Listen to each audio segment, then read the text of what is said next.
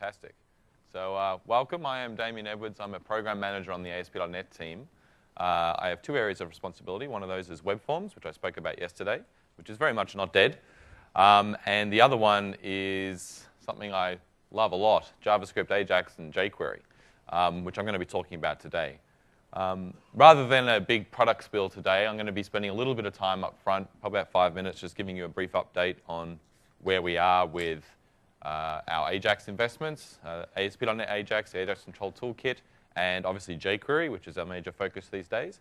And then I'm going to move on to a series of bite-sized demos about lots of different things that I think are interesting and pragmatic for JavaScript and AJAX developers, including a couple of bigger demos that hopefully you'll get something from and you can take back and implement in your programs today.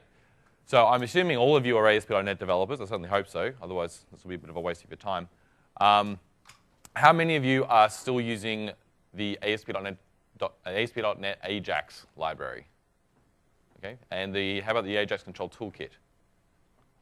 Okay. And how many have completely abandoned that and moved completely into jQuery and now handwrite all their? Excellent. Okay, so we've got a pretty even split, okay, which is what I'd expect. I mean, we only made that announcement about a year ago now. So let's, this is what I just said, let's just move in and start on this update. So let's start with our jQuery plugins. So last year we announced that we had built three jQuery plugins and that we were submitting them to jQuery. And this new term was coined official jQuery plugin that would be used to describe and sort of manage these plugins moving forward. Those three plugins were the templating plugin. Who's using the templating plugin today? Okay, so we released that in a beta last year. The globalization plugin, anyone using that? Okay, usually a lot less, not that many people doing big globalization sites. And then another one called data link, which some people often use along with templating for doing sort of a data binding in the client side. The state of those is we did an update on this last month. We did a blog post. The jQuery team did first, and then we followed. These plugins have been sort of given to jQuery, and they're changing how they manage these plugins moving forward. So the templates and the globalization plugin is now owned by the jQuery UI team. And for the templates in the immediate future, they're actually going through a design reset. So the beta that was shipped last year was a beta, and it never really went beyond a beta in the public eye. Work on it has continued, but is now being driven as part of the jQuery UI Grid project, which I can bring up for you just to show you where you can get information about this stuff. So the jQuery UI Grid, if you go up to wiki.jquery.com, and then on the front page of that, if I just go back, we'll see that there's down here, planning and development status, there's a section called the grid. So the jQuery UI Grid is a plugin for jQuery UI that Microsoft is sponsoring. So we're helping fund the development of this grid. If you scroll down, I think there's a nice big fat logo of us down here. Here we go. So double platinum gold grid sponsor. And the template plugin is being driven by the requirements of the grid plugin. So in its initial public sort of RTM release for the templates, it'll most likely be part of the grid. So if you want to get involved in shaping how the template plugin will work, if you're happy with how it was in beta 2, or you think there were some things that could be improved, then I encourage you to have a look at this page. There is a link here off specifically to the templates design page, and give some feedback on how you think the templates should evolve along with the jQuery grid. The timeline for this is this year. So this grid and everything that supports it, including the templates, should be out sometime this year. It is very much in development now. And if you scroll through here, you can see what the current status is, what milestone they're up to. There's even a demo page where you can start using the grid and seeing how it works.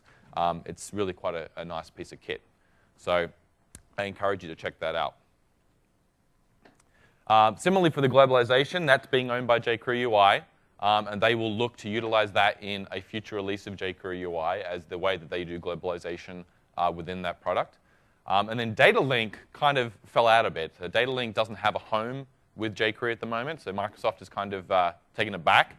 And we are continuing to evolve data link along with templates. We're still working on templates with the jQuery UI team as part of the grid project into perhaps some type of super templating. We're really not sure yet. Again, we want some feedback about this. But we're certainly very keen on the features that data link provided, this client-side data binding experience.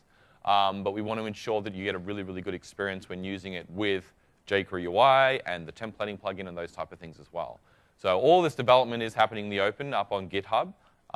You can follow, again, the links from that jQuery UI grid page that I showed you before. But very much, we are still vested heavily in jQuery. jQuery is very much our platform of choice when it comes to AJAX and JavaScript moving forward on ASP.NET. So where does that leave things like the AJAX Control Toolkit? Well, the AJAX Control Toolkit is an extremely popular library. It still gets about 100,000 downloads every month from Codeplex, which I think it is still actually the most popular project on Codeplex in terms of downloads. I'm happy to say that we have engaged a third party to help maintain the AJAX Control Toolkit. So if you go up to the website now, you'll see that we've had monthly releases for the last 3 months to address the top reported issues with the most popular controls. So we did a release just before Mix that addressed a bunch of issues with IE9 with a number of the controls. And now we're focusing on going through the controls one by one and cleaning them up to ensure that all the top issues that have been voted on them are actually being resolved. Again, if you want to get involved, if you want to give feedback about what issues you think really need attention, I encourage you to go to the issue tracker on the Codeplex site, ajaxcontroltoolkit.codeplex.com, and vote up the issues that you think are affecting you in your work today. I do want to point out that the Control Toolkit was actually donated by Microsoft to the Outer Curve Foundation. So the Outer Curve Foundation is the open source foundation previously known as the Codeplex Foundation. And as such, it is a real open source project. If you want to contribute to this, you absolutely can. There is a process you have to go through to become an Outer Curve Foundation contributor, but it's very, very minor. And so if you build a new widget and you think it should be in the AJAX Control Toolkit, you are certainly free to fork it on the Codeplex, on codeplex.com, and then submit a pull request with details of what it is that you've done, and then it'll be looked at with all the other issues that are coming in, and in some future release it may be taken in. So we certainly encourage you to get involved if you still use the AJAX Control Toolkit to do your development. Okay, so no more slides. Now we're just going to go in and do lots and lots of demos. So the first thing I want to talk about is the Visual Studio 2010 JavaScript editor extensions. Who has downloaded these and is using them today? Hey, only a couple of people, so that's great. Let's switch over, and I will do that again, show you what we're talking about. So up on the Visual Studio Gallery, so this is visualstudiogallery.msdn.microsoft.com. This is where you can get all the great extensions that people have written, including Microsoft, for Visual Studio 2010. So I'm going to come up here, and I'm going to find JScript Editor. And the second one here, JScript Editor Extensions, which has been published by Microsoft.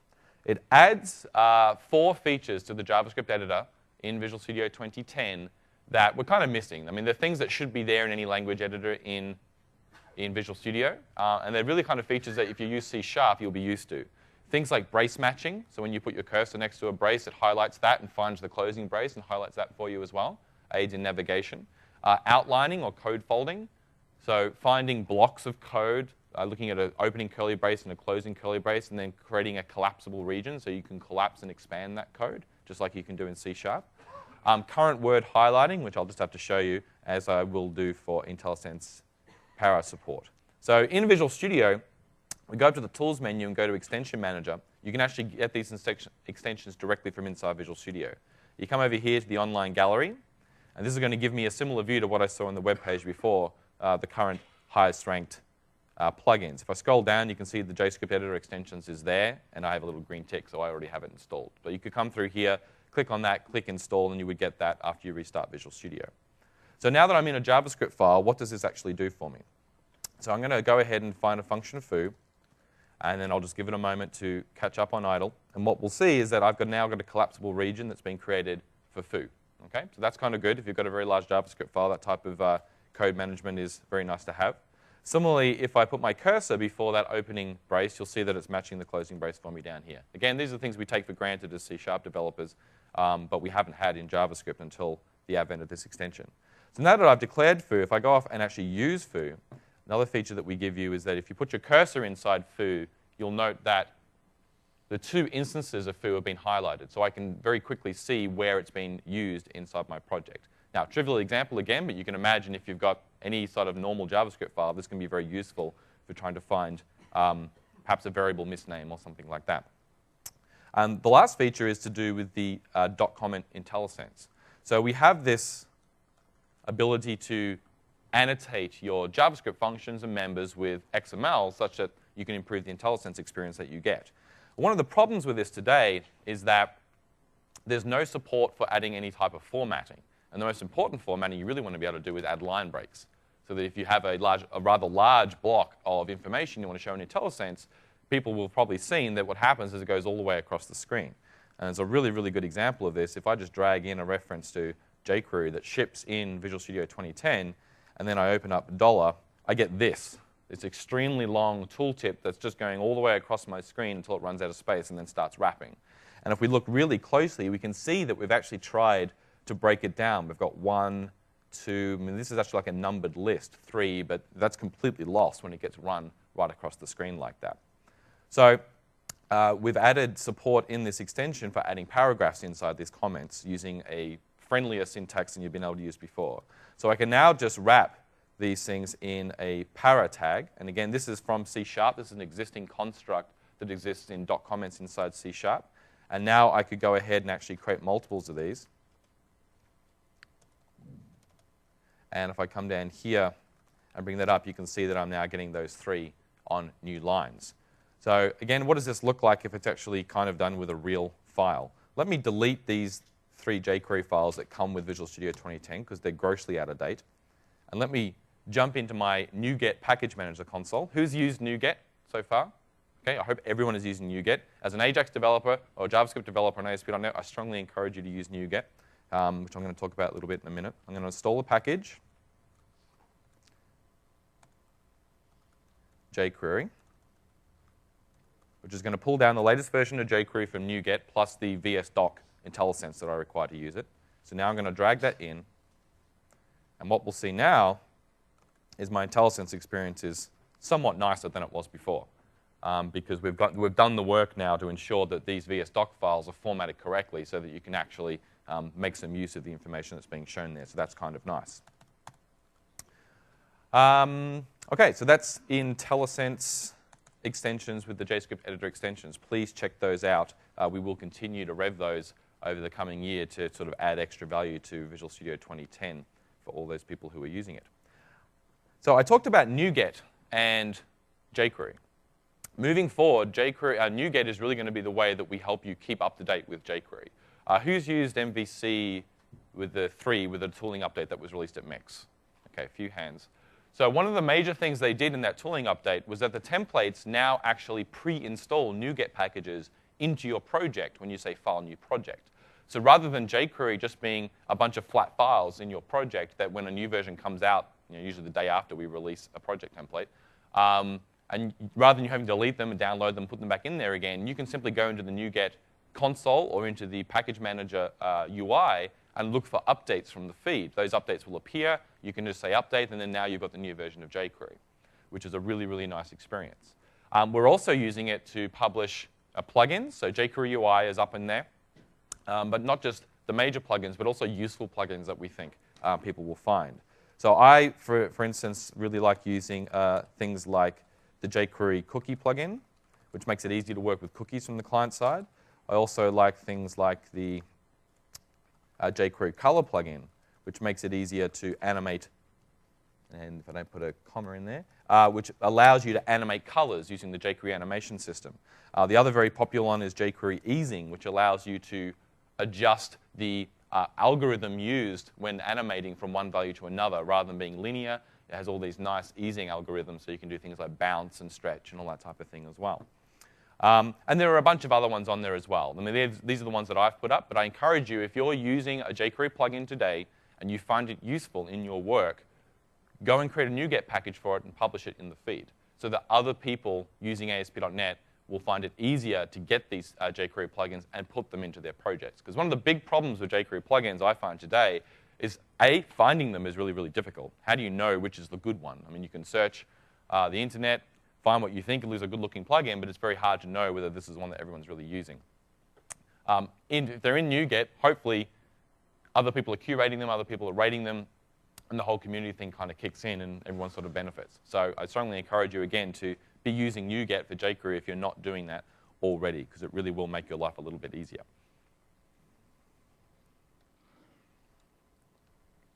So that was jQuery and NuGet. So the next thing I wanted to talk about is building jQuery plugins. How many people have actually built their own plugin? Oh, that's like 2 or 3. Okay, I mean, there are a lot of benefits to writing your jQuery code as a plugin rather than just a flat JavaScript file that you attach to your project or inline in your page even. Obviously, you get the benefits of encapsulation and reuse. So if your plugin is written correctly, as a jQuery plugin should be, then it can stand on its own inside that page when it's loaded, and you have a much lower chance of you clashing or conflicting with any other JavaScript that's running in that page. Common problem of JavaScript is that because of the whole global scope issue, if you're just defining functions and members inside the root of your JavaScript files, if you're pulling in files from different places, there is a good chance at some point, even within your own code, that you will accidentally call a member the same thing, or 2 different members the same thing. And those are very, very difficult bugs to debug, because JavaScript actually has no problem with you defining the same member twice. It's just the last one wins. So if you're expecting there to be 2 things with different operations, then you can end up in a situation which is very, very hard to debug. But we can use plugins as a pattern to sort of get around that. The other, obviously, is portability. So once you have it encapsulated and in its own little isolated world, you can obviously move it from project to project much simpler, because you write it in such a way that it doesn't have explicit knowledge of the page that you're loading it into. So let's have a look at what it actually takes to write a jQuery plugin. So here I have ASP.NET is a web forms project. I'm going to start from scratch, and we're going to have a look, explore what it's like to write a jQuery plugin. So I'm going to add, first off, let's install jQuery. Let's come down here into my NuGet, install jQuery. I'm going to get 161. You can see that got added over here into my Solution Explorer. I'm going to go ahead and add a new JavaScript file. And we're going to call my jQuery plugin jQuery.demo. Now, this is generally the convention you'll use when naming your... There's a lot of subtle conventions when building jQuery plugins, so I'm just going to point them out as I go. One of them is you generally call your file jQuery.your plugin name. So jQuery.demo. I'm going to open jQuery.demo. It's right there. I'm going to drag in a reference to jQuery, which is kind of useful if I'm building a jQuery plugin. And so now I have to start writing the code for my jQuery plugin. Well, the first thing I want to do is wrap this in a self-executing and anonymous function. That was a lot of words. This is a JavaScript concept.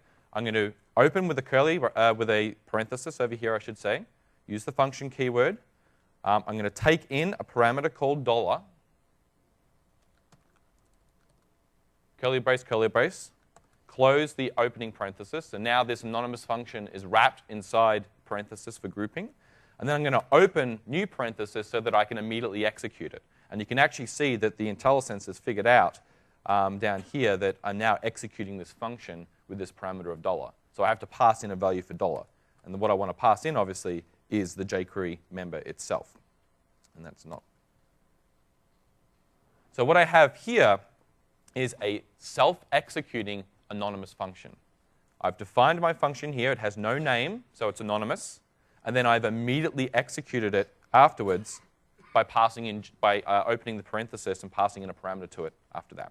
The reason you do this is to help protect the scope of the variables inside, and also such that you're not leaving anything in global scope. This function has no name, so it doesn't exist in global scope. It's not going to appear on window dot anymore. It's just going to execute and then disappear. But through the magic of closure in JavaScript, anything that lives inside here that needs to, beyond this initial execution, will, without me having to think about it. So this is the standard jQuery plugin pattern that you'll see if you go up to the jQuery site and look at their documentation on how to build plugins. So now that I'm inside my plugin code, what do? So the first thing I want to do, obviously, is add my method to jQuery that I want people to call. So the way I do that is by using $. So $, is jQuery in this case. And then I'm going to $.fn. So fn points to the jQuery prototype. Now, if you're not up with the difference between prototype inheritance and classical inheritance and how JavaScript differs from other object-oriented languages like this, all we're saying here is that when you call the jQuery constructor by $, parenthesis, passing something in, this is going to return to you an object that inherits from $.fn. So anything you put on $.fn will appear on anything that gets returned from the jQuery constructor, that jQuery collection that you use. So we're going to say $.fn dot, and then this is where I give the plugin its name. So I'm just going to call it demo, because it's jQuery demo. And I'm going to say this is equal to some function. So what I've done here, because it's JavaScript, I can dynamically assign members to any object. I don't have to declare them in a class, of course. So fn is an object. It is the prototype of jQuery. And then I'm just declaring a member called demo by just saying .demo and assigning it a value, which is a function. So demo is now a function that exists in the jQuery object. So what do I want my demo to do? OK, well, what can I make this thing do? Let's do something really obvious. Let's just say, let's find the body. And we'll set its color, background color, to red. That should be able to, that should prove that it's actually working. OK, so that's my plugin so far. So let me go into my page, and I'll add a reference to jQuery, and I'll add a reference to my plugin. And then I'm going to add a script block down here. And then I'm going to add a jQuery onload handler. So I'm going to pass a function into the constructor of jQuery. So on load, this is going to run. And then I'm going to call some collection. Now, I've kind of cheated here. Let me, I'll just pass nothing in because I'm cheating. Demo. So there's my demo. You see it appear now in IntelliSense. Here it is. Demo, because it's on the jQuery prototype. And I'm going to go ahead and run that. So if I go ahead, Control F5, run this up. And if I go to, and I've broken it, that's good. Oh, thank you. Feel free to shout out my mistakes when I make them. Ta-da! So we can see very, very quickly that encapsulating our code inside of here is quite easy. But this is kind of a useless plugin. So let's actually tart it up to make it actually do something useful. So I'm going to come in here and add some parameters into my function. So rather than just calling demo, I want to actually take some parameters in. So what about I take in the color that I want to be able to turn this background into? So let's just take in a value called color. That's kind of easy. And then we'll just set this to color. OK, so far so good. I'll come back in here. I'll change this now to blue, so we can see that it actually changed. Run this up, and now it's going blue. OK, that's good. But what if my settings are a little bit more complicated than just a single variable, single parameter? You'll note a lot of the jQuery plugins, a lot of the jQuery functions take an object, a map, or a hash of all the different settings. So let me show you how to do that. Rather than taking in this, let's take in something called settings. And then inside here, I'm going to define a variable called config, which is an object literal. An object literal that's going to contain my default settings for my plugin. So the default color I want to use is red. OK, and then down here, rather than using what was passed in, I'm going to use the config dot color. So how do I get whatever was on settings into my color? Well, I can use a utility method in jQuery called extend. So $.extend, I want to extend my config object with the values from the settings object. So what this lets you do is have config have all the different variables that you want to allow people to set on your plugin with default values, and then they can pass in a settings object that just contains values for the things that they want to set. They don't have to set all of them. This is very much how a lot of the stuff inside jQuery works. So now if I come back into here, rather than passing in blue like this, I'm going to pass in an object literal with a member of color set to blue. So by default, it should be red, but I'm telling it I want it to be blue. Let's see what happens this time. So now it's blue. That's good. And if we come back to here and I take out this, so now I'm not setting any variables, it should come up red. OK? So this is how we go about doing that. So the last thing I want to do in my plugin is actually, rather than hard finding the element that I want to operate on, let me have the user define the elements that I want to operate on, because that's kind of the point of jQuery. So to do that, all I need to do is reference this. So inside this function, the scope of the this keyword maps to the jQuery collection that your plugin is operating on. Okay? So by calling this.css, It's now the user's job to build up a jQuery collection of information, then call my plugin, and I'm going to operate on everything inside that jQuery collection. So I'm going to go back into here, and then rather than passing in an empty string, I can pass in something like a div. And now everything on the page that is a div should turn red, like so. Cool. All right, let's add a little bit of interaction. So that's kind of fine if all I wanted to do was just add a single, change a single thing for all the things inside my collection. How about we add a click handler? So I'm going to say this.click. So this is for everything inside my current jQuery collection. I'm going to add a click handler. Here's my handler. It's a function. And let's move this inside here. Now, this gets a little bit weird now, because inside here, the scope of this is no longer my jQuery collection. What is the scope of this now? It's the element that I clicked on. And it's not a jQuery element, it's just the DOM element. So in order to operate on it, I'm going to have to wrap that in $this again. Okay? So now I'm saying for everything that you pass in when you call demo, when you click on that thing, I'm going to change its background to whatever the config color was. So now if we run this up again, so I'm still saying all divs, and I haven't passed in a color. So now if I click on things, you can see I'm getting that behavior as soon as I clicked on them. Okay? So that's kind of the very quick introduction of how to build a jQuery plugin. I do have a pre-built one that I wanted to show you as well, that I purposely built for the purposes of people learning how to build jQuery plugins. It's called Track Dirty. So let me open it up. There it is. So you can get this up on my GitHub repository, up on github.com/Damien Edwards, I think.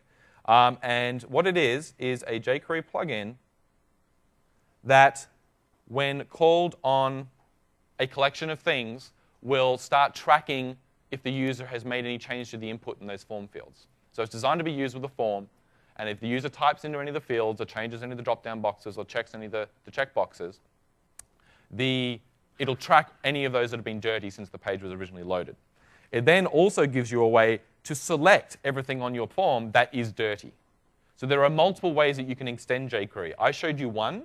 Another way is this thing down here. So you can actually add new selectors to the jQuery selector syntax, so that rather than you just being able to say, body, angle bracket, whatever, or use standard CSS selectors or some of the pseudo selectors that jQuery includes, like :button, those sort of things, you can add your own :blah, and then have that find whatever you want. So that's what I've done down here. I've said extend the built-in jQuery expression dictionary. So I've said, from the expression dictionary, find me the expression that maps to the : character, and then extend that with a new expression type called dirty. And then all I have to do is pass in a function that is used to find everything that is dirty. So how does this look? If I look at the sample, and I actually call this, so go to the script. So this is how you would actually end up calling that. Here is my code where I actually call it. So I'm just going to pass in the form object, and then I'm calling track dirty on that. And I'm passing in a few options. So like I said before, I'm passing in an object literal that lets the user change the behavior of my plugin. And then down here, you'll see that I have a button called animate dirty. And when that gets clicked, I'm finding everything on the page that is dirty, because I've extended the selector syntax to support this :dirty. And then once I find them, I just animate them. So if I run this one up, and I go to my sample.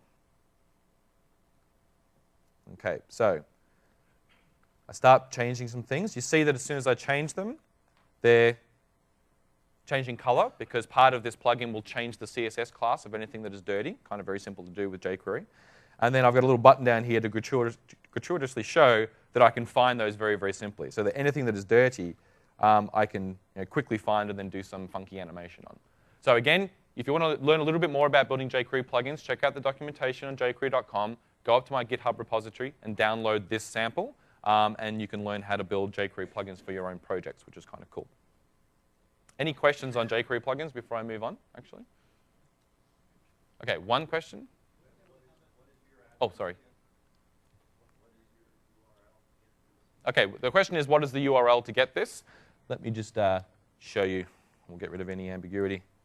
So if we go up to github.com, this is my dashboard. So I'm going to look for Track Dirty jQuery plugin. That's it there. github.com/Damien Edwards in Pascal case /trackdirty-jQuery-plugin. That probably makes it easier to see. And there was another question here, I think, too.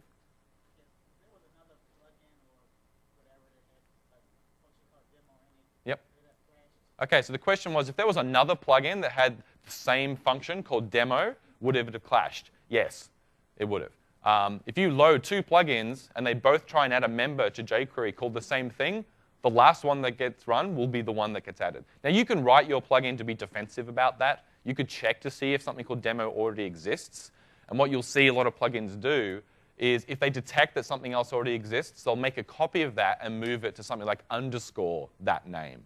And so even when you load jQuery UI, if you look at the jQuery object, you'll see that jQuery UI actually changes a bunch of functions, but it preserves the originals with an underscore and then the name of the function. So that's kind of the convention.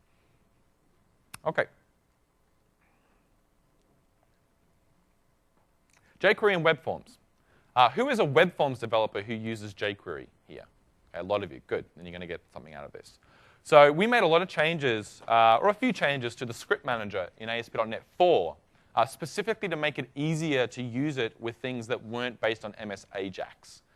We also enabled it so that you could register scripts centrally, not only with their path locally, but their CDN path, so that you could then use the script manager property, enable CDN, to either serve those locally or from the CDN. So let me show you how to do that. This is particularly important because in the next version of web forms, we're going to be taking a dependency on jQuery within web forms itself. And so the mechanism that you will use to be able to change where jQuery gets loaded from for any web forms version next project will be what I'm about to show you here. So let me find the... OK, so I'm going to go into my global ASAX. And what we'll see we have here is I'm using a member on the script manager class, scriptmanager.scriptResourceMapping. Script resource mapping is a special dictionary that contains a bunch of definitions about scripts that you want to use within your application. So in my global ASAX, I'm adding a definition with the name of jQuery. And then you'll see that I'm constructing a new script resource definition as a class type. And then into that, I'm setting a bunch of properties that describe what jQuery is, where I can get it from. So the local path I want it to load from is obviously ~scripts/jQuery. The debug path is that without the min. And then I have the two CDN paths in there as well. And I have a flag that says the CDN supports HTTPS. So that's kind of nice, because now I can go into my web form. And you can see I have a script manager here. I'm going to comment this one out for the moment. And I can simply refer to jQuery now by saying script reference name equals jQuery. And I don't have to put all the details in wherever I use it, because it's just going to be here. Yes? Did you say this was vNext? No, this... So the question was, is this vNext? No, you can do it right now in version 4. These are changes made in the script manager in version 4 to enable this new API. So if I run this up now, and I bring up my scripts tab in IE, we should see that I've got jQuery being loaded 1.6.1 based on what I put in that information before. Now I can affect where that comes from. So if we come back into here, I've got enable CDN equals true at the moment.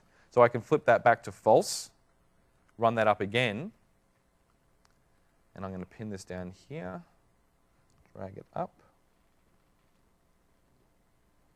and we'll come down here. And you can see that it's currently being loaded from my project now because I turned the CDN off.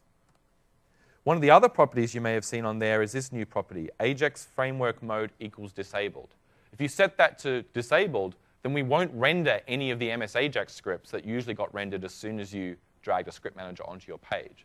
So as a web forms developer, you're used to this component-driven design, page control, user control. And the whole concept of a script manager is really, really important, because you want to be able to create a self-encapsulated component that has to be able to say, well, I need this script. But you might put 5 of those components on one page. And you don't need to render 5 versions of that script. You just need it once.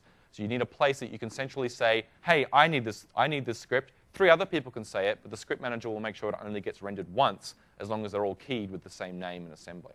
So that's what this API is for. So the question was, how do they conflict? What if one was enable CDN true and one was enable CDN false? Well, you can only set this property on the script manager, and you can only have the script manager once on a page. So there's really no opportunity for it to be conflicted. Now, of course, you can have a script definition that doesn't have a CDN path. In that case, the script manager has logic to figure that out. If enable CDN is true, but there is no CDN path available, it'll fall back to a local path. So how would I use this in something like a user control so that I could reference it? Yes? Is there a preferred way, either through the build process Mm-hmm. with the script manager to minify your original? Great question. So the question was, is there a preferred way, either through a build process or the script manager, to minimize and combine or shrink down your JavaScript? So I talked about this yesterday in my talk in web forms. In the next version of web forms, we will have runtime script combination. So you'll just be able to set it up so that if you reference a script via a certain URL, it'll automatically combine all the scripts in the folder. But today, I would point you to the AJAX minifier, AJAX min on Coplex. If we go up and have a look at that. AJAX minifier, which is ajaxmin.coplex.com. This is a Microsoft AJAX minifier. This is the minifier we'll be using in the next version of ASP.NET to provide that runtime minification and combination feature. But you can use this today from the command line. So you would hook this into your build process, or perhaps into the switch between debug and release in your build configuration in Visual Studio, so that when you're in release mode and you just hit F5 in Visual Studio or build, it actually runs this as a build step and combines everything, so or minifies everything. All right, so let's go back to Visual Studio and have a look how we would use this from a user control. So I have a user control over here, my web user control. And you'll note that in the page load method, I'm calling out to a script manager API. So I'm saying script manager.register client script resource, and then I'm passing in down here that jQuery key that I said before. So remember in my global ASAX, I centrally registered a script definition called jQuery. And then over here, my user control is saying, hey, I need jQuery. So whenever you put me on the page, make sure that jQuery is on the page for me. So now that I've done that, I can come back to, it just says I have some functionality that requires jQuery. I'm going to comment out the reference to jQuery in my script manager and on-comment out the reference to that web control. Okay? So I run that one up.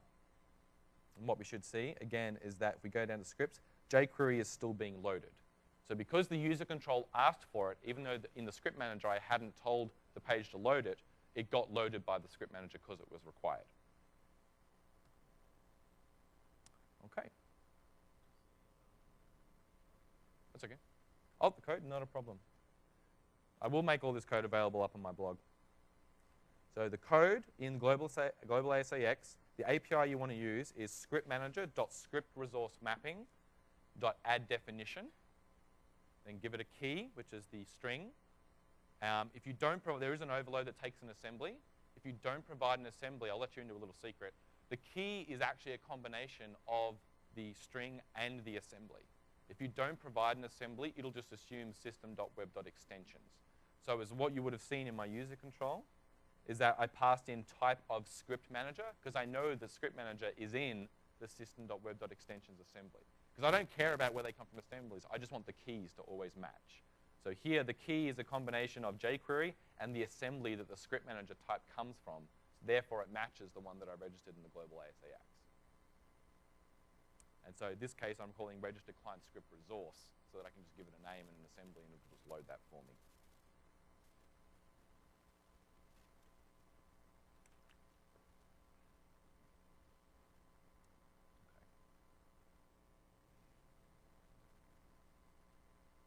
Okay.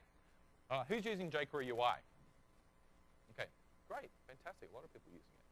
I want to show you a technique that I like to use for unobtrusively wiring up jQuery UI. Who's heard of unobtrusive JavaScript? Okay, this concept that rather than having my JavaScript inline in my page with intricate knowledge of the actual elements on that page itself, therefore you can't reuse it, it has to get downloaded with the page, so it can't get cached. You can't put it in a separate file. You can't serve it from a CDN, all that type of stuff. Your JavaScript is always in a separate file, and the way that your JavaScript attaches itself to the elements on the page is by way of finding them through some type of metadata annotation. something like the new data dash attributes in HTML5. Now, I say HTML5, but don't worry. Data dash attributes in HTML5 are just a formalization of the existing expando property behavior that pretty much all browsers have had forever. If in a browser you go ahead and do something like this, so let's come into just here, and I can do something like this. I can say div, and I can give it a foo property and set that equal to bar. I can get to that from the DOM using JavaScript. Even though foo is not a property on div in the standard, all browsers will see foo and serialize that into a property on the DOM. It's called an expando property, so you can get to it. But of course, it doesn't validate. So in HTML5, they formalize this with a data dash foo. So I can put anything I want after a prefix of data dash, and the validator will ignore it, because it knows that it's just metadata that's being associated with this element that will likely get used by some JavaScript later on. So you'll note that a lot of the libraries now are using this as a way to do unobtrusive JavaScript wire-up. jQuery Mobile is a great example. They use a combination of the ARIA attributes and these data dash attributes. And the jQuery UI team with the grid are also doing a very similar thing. The MVC team did this in MVC3 with their unobtrusive validation feature by decorating things with data dash. So I've taken that same concept, and I'm going to show you how to use it to wire up jQuery UI.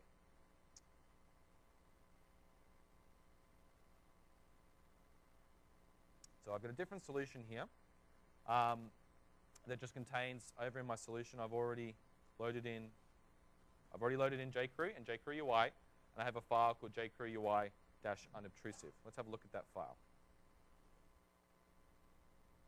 So it's a little bit of code here, so I'm just going to walk through it to give you an understanding of what it's doing. So it's not a plugin. This is just going to run automatically when the page starts up. So I'm just encapsulating the whole thing in a self-executing anonymous function, like a plugin, but I'm just doing it to make sure I get that closure, to make sure that nothing's going to leak out of here. Then I call jQuery, and I'm passing in a function. So this function is going to load when the page loads. This is my jQuery document load handler. Then I'm going to go through the entire page and find any element, that's star, that has the data-UI-fn attribute specified. So by using the square bracket notation in my selector, I'm saying to jQuery, find me any element that has this attribute just set to anything. And then for each one of those, I'm going to go ahead and run this function here. What does this function do? This function loops through all the values that it finds in data-UI-fn, separated by a space. So I'm just taking that value, I'm splitting it by a space, which gives me an array, and then I do a for each over that using the jQuery $.each. And then for each one of those values, I call this function. I say var fn equals this, which is the value of the string. And then I go and say, build me an options parameter from the data-UI-fn-star attributes. So as we saw when we were building the plugin, most jQuery plugins and methods allow you to pass in a bunch of options as an object literal. So if I want to be able to unobtrusively wire up jQuery UI, I need to be able to somehow put on my control, put on my element, what are those options that I want to be called when that thing gets done. So I build that up by looking through a bunch of other attributes that I'm decorating on with data-UI, which we'll see in a minute, to build up an option object, which is this thing here, options. And then once I've done that, down here, I just go ahead and I call jQuery, the jQuery UI function. So here I'm saying $L, this is the element I'm currently operating on. And then I'm saying, does fn exist? Fn was the name of the function. And by using the square bracket notation on a JavaScript object, I'm simply saying, get me the function with this name. Now, if that returns undefined, then that is a falsy value. So then this OR operator is going to say, well, this is false, so I'm going to go ahead and use this instead, $.noauth. That's a built-in member on jQuery, which is just a function that does nothing. So here I'm saying, if the function exists, return it, otherwise return $.noauth. And then just call the function.call method and pass in the element as the scope of this, and pass in the options as the options object. So how do I go about actually using this? Let's go to my page. I've got my HTML here. Zoom up a bit. Let's add a input element, type equals text. And I want this to be a date picker. Put the date in here. What I'm going to do is say data-UI-fn equals date picker. I'll add my JavaScript in here. So I need a reference to jQuery. I need a reference to jQuery UI, and I need a reference to jQuery UI to unobtrusive. Okay, let's run this up and see what we get. A spinning circle.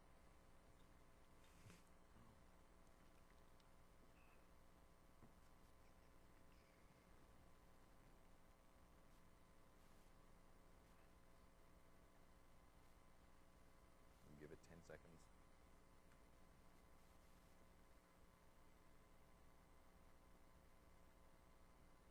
Or not, now I'm impatient. All right, let's close on some of these other ones.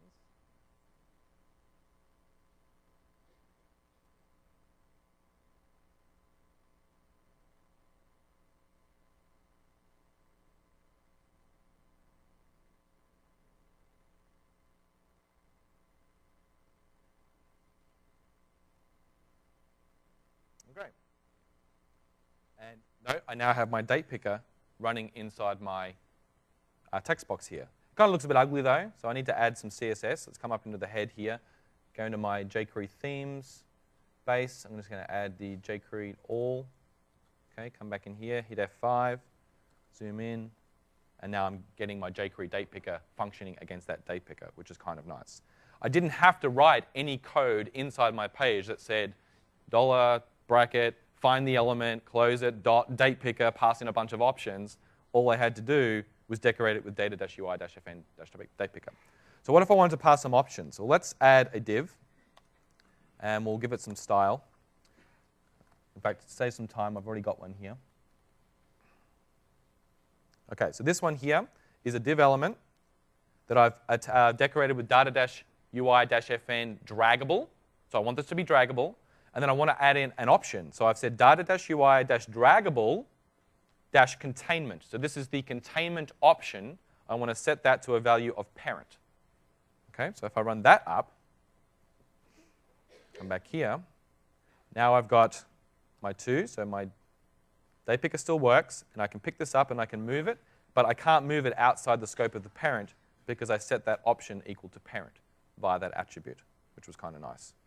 So this is a really, really nice, lightweight, easy way of getting jQuery UI onto your objects without having to write a bunch of inline JavaScript or specific JavaScript to the page that you're using it on. I've just had to decorate each element with a little bit of data-love. And this will work in any browser, including IE6. Data-, as I said, will work in IE6 without any problem whatsoever. Okay. The code for this is available on Joe Stagner's blog. He did a blog post on an earlier version of this a couple of weeks ago. But I will post this full solution on my blog later this week, so you can get this full working solution to try it out for yourself. Okay. All right, this is the big demo. So I'm going to take a breath here for a moment. All right. Who has heard of Comet? Okay. So it's sometimes also called reverse AJAX or server push. This is the idea of, with a web browser and a server, rather than just being able to make an AJAX call, make a call and it comes back, and then I poll, I wait for like 5 seconds, then I call back and get into something else. The idea of having a persistent connection open between the browser and the server such that when something happens on the server, it can immediately push information back to the browser. Now, I'm sure you can think of a lot of scenarios where this would be really, really useful in your applications.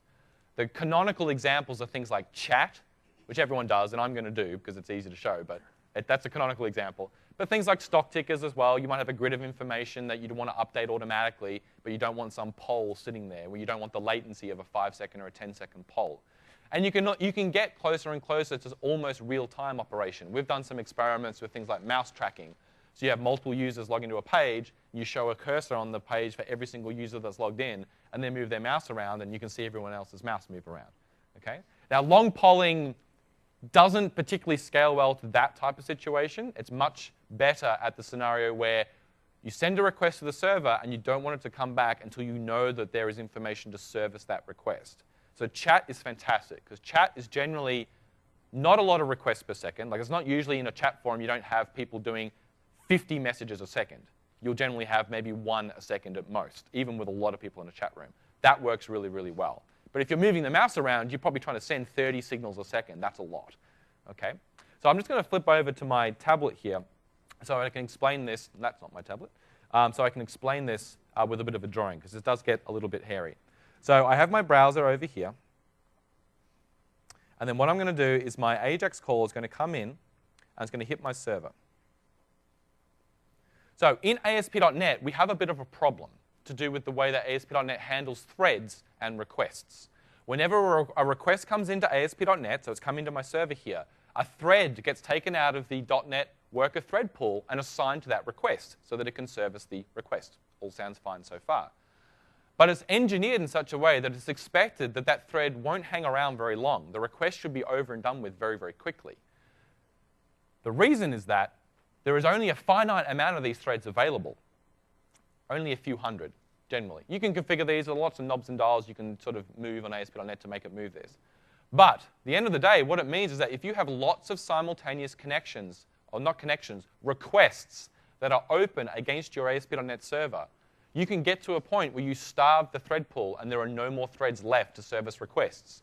And at that point, it'll start to queue. And when it gets beyond a certain threshold there, it'll just start hard denying requests with a 503 server busy, or whatever it is. Okay?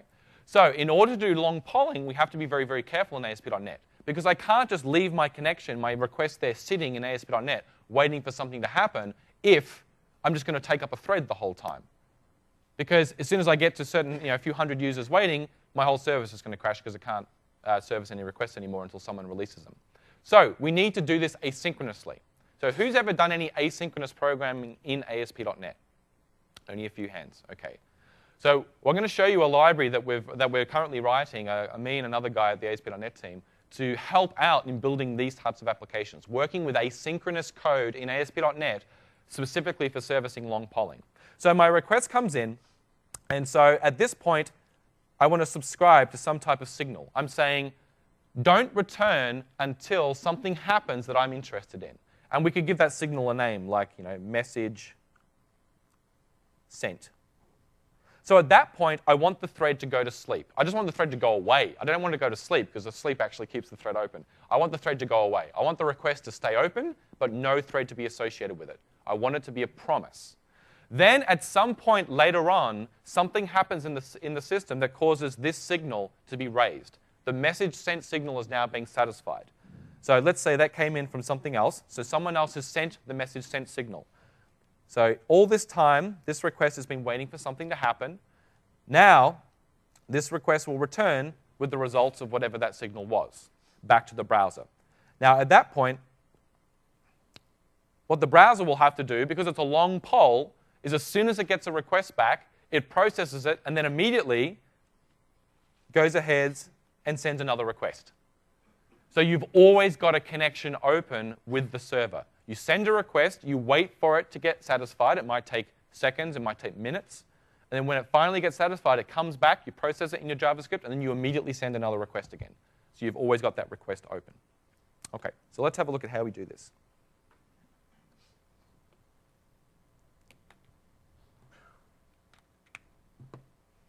OK, let's close that one.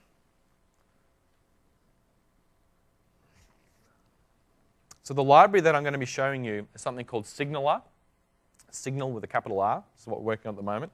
And it will be available on NuGet later today once I put it up there. So let's have a look at our basic signal test page. I'm just going to run this up. OK, so this is a sample page that lets me send a signal to the server using a long poll. And then when it comes back in, it's going to show the results on the side. So I'm going to say send signals. It's just warming up.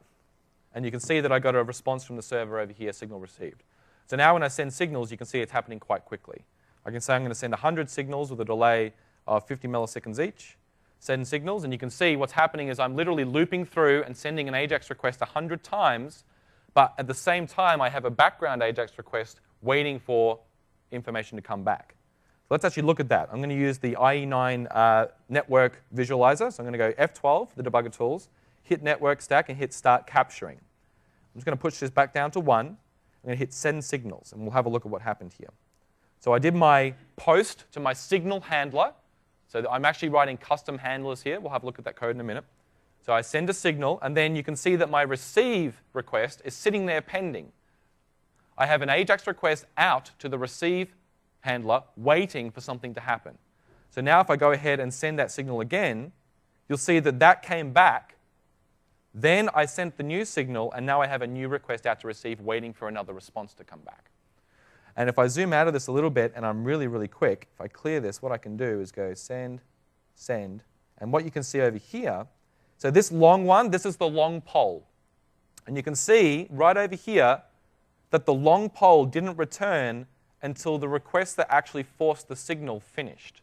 So I actually had two simultaneous AJAX requests happening at the same time, because I had my one waiting for information, then I sent another one that caused that one to realize there was new information, that one came back, and then this one came back, and then I sent back that one again.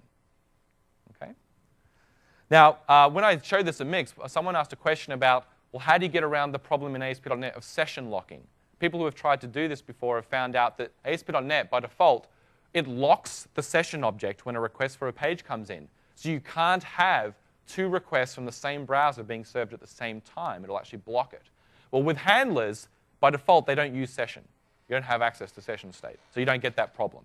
And if you disable session state on a page, you'll get the same benefit, or you can set session state to read only, and then you won't get that locking problem, and then two requests can be served at the same time from the same client. So what does the code look like? I'm glad you asked. So I have a very simple handler. This is the handler that's just receiving the signal.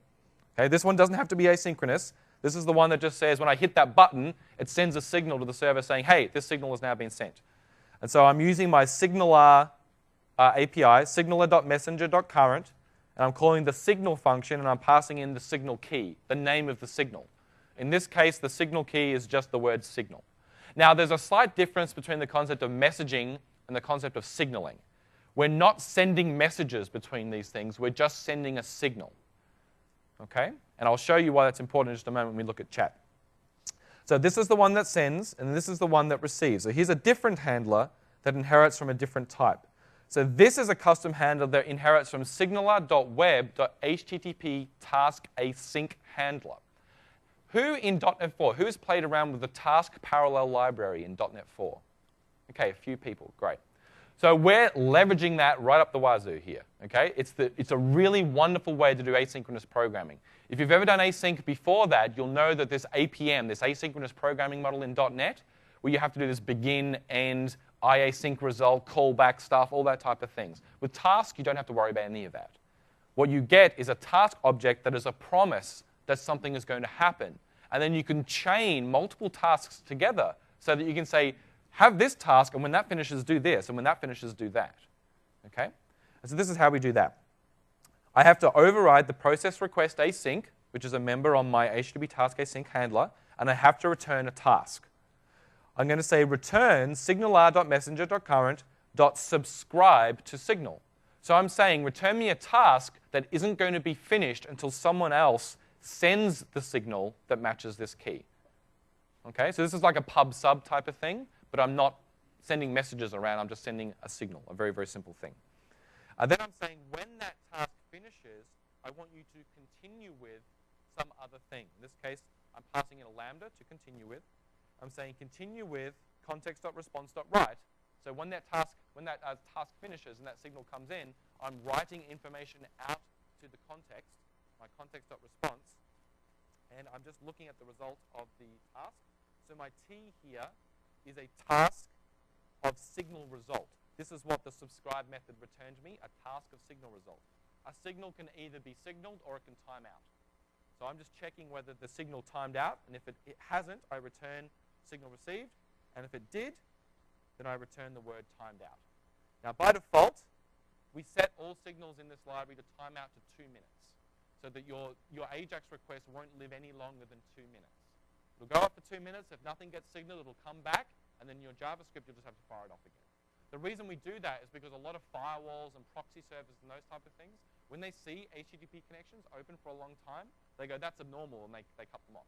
They have timeouts that aren't on the server and aren't on the client. They're somewhere in between.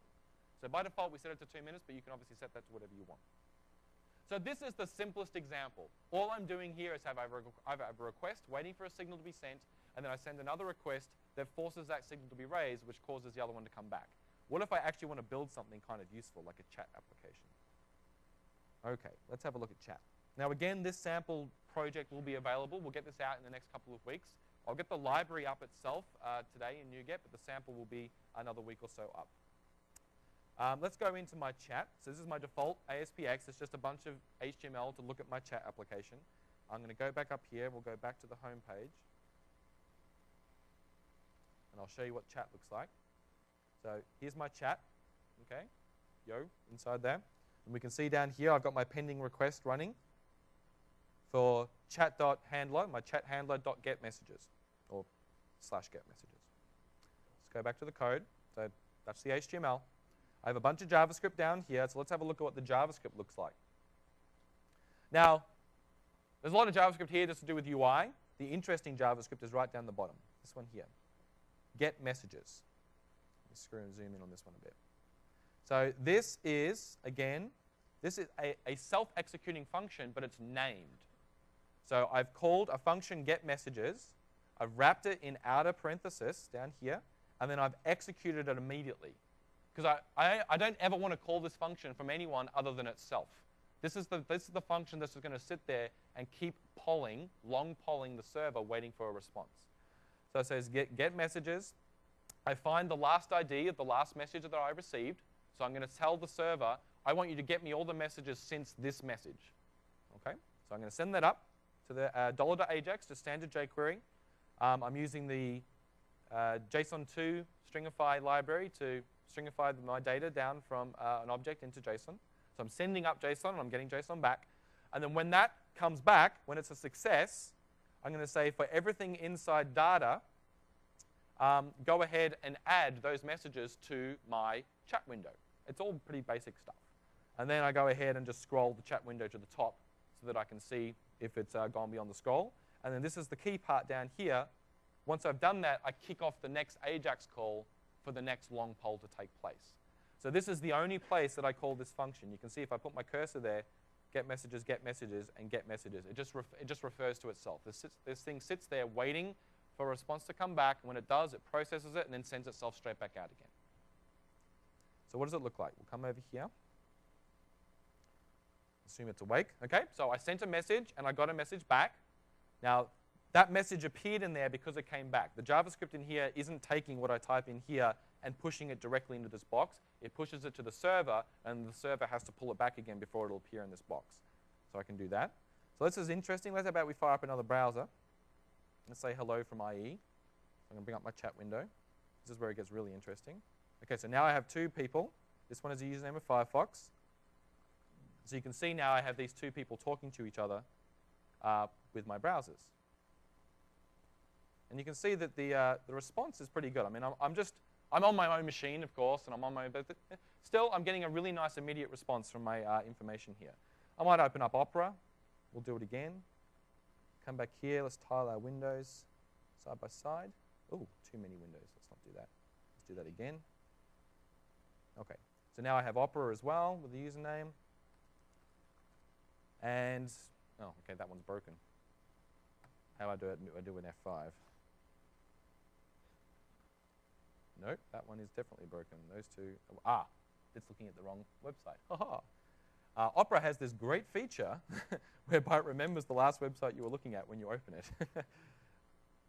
There we go. And so now I have three browsers talking to each other via this one central thing. So that's kind of nice. Okay?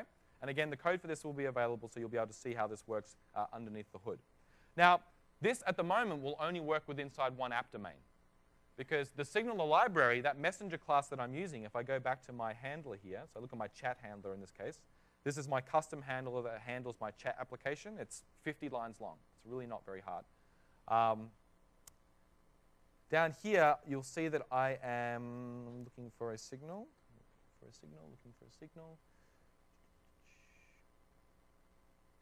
OK, so it's calling into get messages async on my repository. So I'm going to navigate into there, which is in here.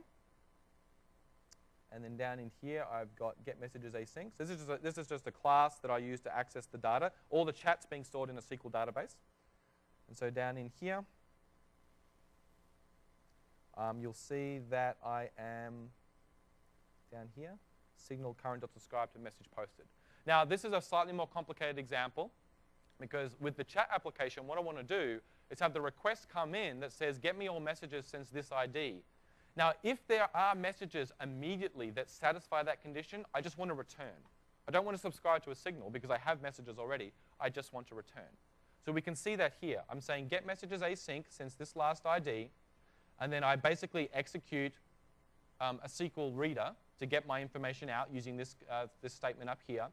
And then I say if the reader has some rows, then I just go ahead and get the messages from the reader directly. Okay? I don't do any type of signal. But if it doesn't have any rows, if there's no data to satisfy the signal yet, then I go into this block, I close my reader out, and then I return this task that subscribes to my message posted. So I have a single endpoint that says, get me this data, but if there's no data there, just wait. Okay? And when there is data, send it back to me. Okay? Now again, without the task parallel library, before .NET 4, this type of stuff was ridiculously hard. Okay? You couldn't just say, subscribe to this and wait for something to happen, and then when that happens, continue with this and give it a lambda. You had to build your own IAsync result object. You had to track all this type of stuff yourself. So this is much easier than it used to be, which is kind of nice. Okay, so as I said, this all only works in one app domain. What if I want to scale this to multiple servers? And the reason this only works in one app domain at the moment is because the implementation of the signaler is that it's just keeping track of these signals in a dictionary inside a class statically in the app domain, right? So when the signal comes in, it goes through the dictionary, finds everyone who subscribed, and then it sends them all out again. That's obviously not going to work across more than one server or even more than one process, more than one application pool. So we have a pluggable signaler infrastructure, so you can plug in different signalers. I'm going to go into my global AJAX, and I'm going to enable a different signaler so that it'll work across more than one server. So down here, oh, I've actually already done that. That's good. So down here, I'm actually using a peer-to-peer HTTP signaler. Okay? And I'm going to draw this because it's going to be a little bit easier to understand if I draw it. All right, let's just go to a new page. Go to this one,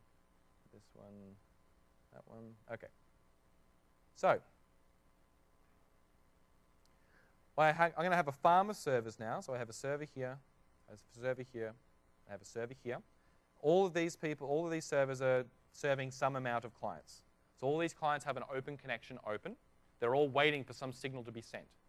And all these servers obviously have their own app domain, so I can't just send signals internally within one app domain because everyone else listening on the other servers isn't going to know about them. So with the peer-to-peer HTTP signal I'm about to show you, what happens is on app startup, all of these servers connect to each other like this. And that one connects to that one. So they all know about everyone else. And so when a signal comes in now, rather than using a dictionary to find where it has to send them out, it broadcasts that signal to a custom handler running in the app domain of each of these servers. And again, we give you this out of the box with the signaling library. So let me show you how that works.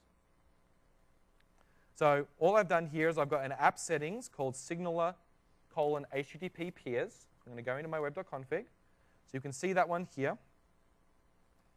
Signaler HTTP peers, and it's just a comma-separated list of addresses to my custom signal receiver.axt. So this handler is built into the library. You don't have to add it. As soon as you reference the library, this handler will appear in your project, and it's used for communicating between peers. And so now what I can do is rather than looking at this on my local host IS Express, I can look at this. I have IIS set up. We'll prove it to you. IIS management. Go into my default site. I have 3 instances of my samples project running, all in their own app domains.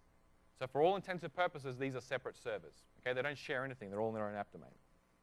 So I'm going to go and look at each one of these independently. So I'm going to localhost/signalersamples1. And I'll go to chat for that. I'm going to come over here. I'm going to number 2 on this one. Number 2. And over here, I'm going to go to number 3. So I've got 3 different browsers, all connected to a different server. And God willing, it still works. So when I send the signal this time, the signaler library, when it receives that signal, is looking for all of the peers and then just pushing off a very, very small HTTP request to each of those boxes. And the other side, that it hears that, looks for people subscribing to the signaler within that app domain, and then just sends the signal back again. So It's actually very, very simple, and the code to do this, once you've done it once and get your head around sort of the AJAX 2 at a time, that type of thing, actually comes together really, really nicely.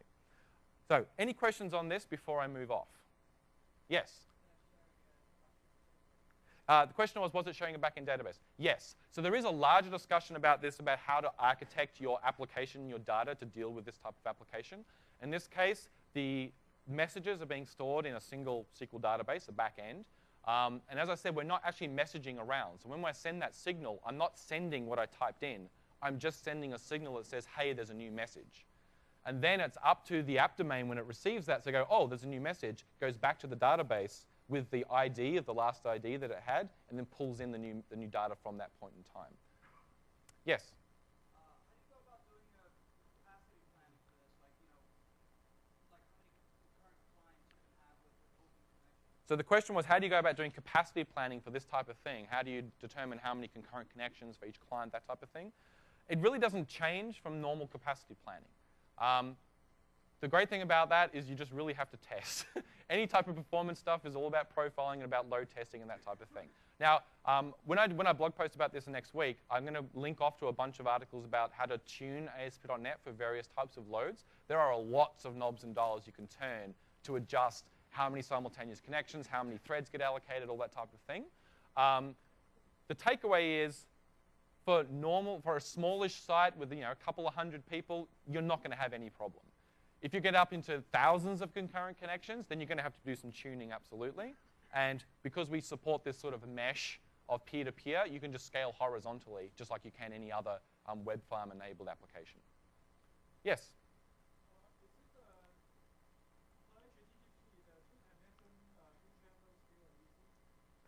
Is the two channels with the peer-to-peer HTTP connection an issue? So the question is around, is it an issue because some browsers have a limitation about how many HTTP connections they'll keep open to a particular endpoint? Yes. Not in this case, because I only ever have 2 open. So even IE6 will do 2.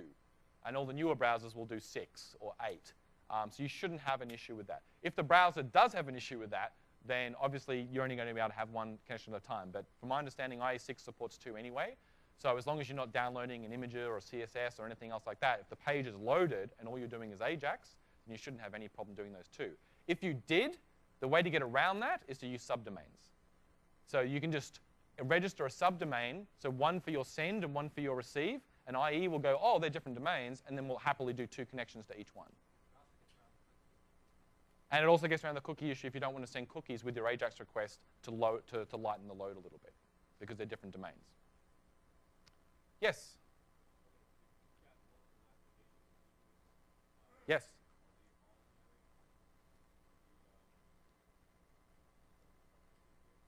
So the question was, if you have multiple applications on your servers and they're all using this library, are they sharing the peer-to-peer? No.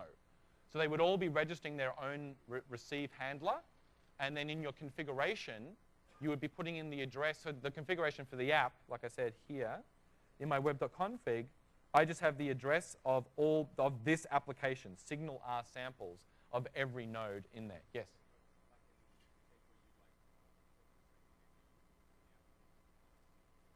Right.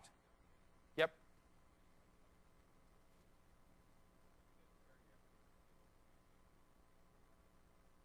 Right, potentially. So I'll take that one offline with you because SharePoint goes massively complicated after that. So I can take that one offline. So I've only got about 30 seconds left. So I'll be here to answer questions afterwards. I'm just going to flip back to slides to finish off. OK, so I wanted to point out a couple of other libraries that are interesting. I don't have demos for them. JS-Defer is a client-side script loader that we've built that is in the working prototype stage. If you looked at our client-side script loader that was in the AJAX Preview 5, I think that we did 2 years ago, this is sort of derivative work of that.